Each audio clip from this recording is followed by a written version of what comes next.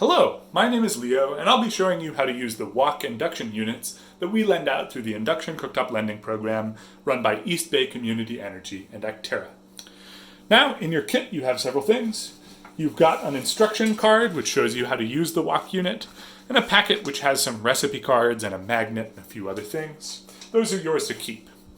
Then you have the induction unit itself, the wok and the wok lid, and these should all be separated by thin layers of foam. You can just leave all that foam in the bag so that you can put it back when you return the unit. We always try to get these to you clean, but we still recommend that you wipe down the cooktop and wash out the pan before you use it, just in case. And we're not able to re-season them in between loans, so you might want the first thing that you do with the wok to be to season it. To use the cooktop, plug it into a normal 110 volt wall outlet and make sure the power cord isn't touching the wok. Turn it on by pressing the on-off button, set a temperature by turning the dial on the left, and start heating by pressing the dial on the right. You can pause it by pressing the dial on the left, and restart it by pressing the dial on the right again. And you can change the temperature with the dial on the left at any of these times. That covers basically everything you need to know, but I'll show you a few more features. You can set a timer by turning the dial on the right.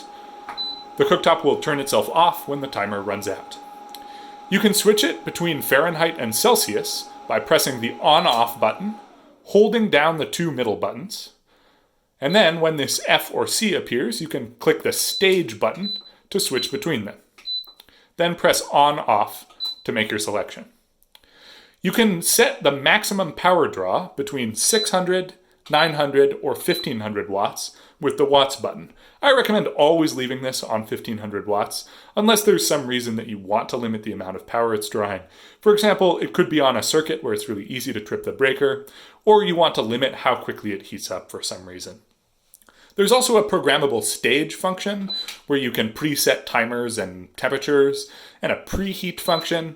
I'm not going to explain those, but you're more than welcome to mess around with them.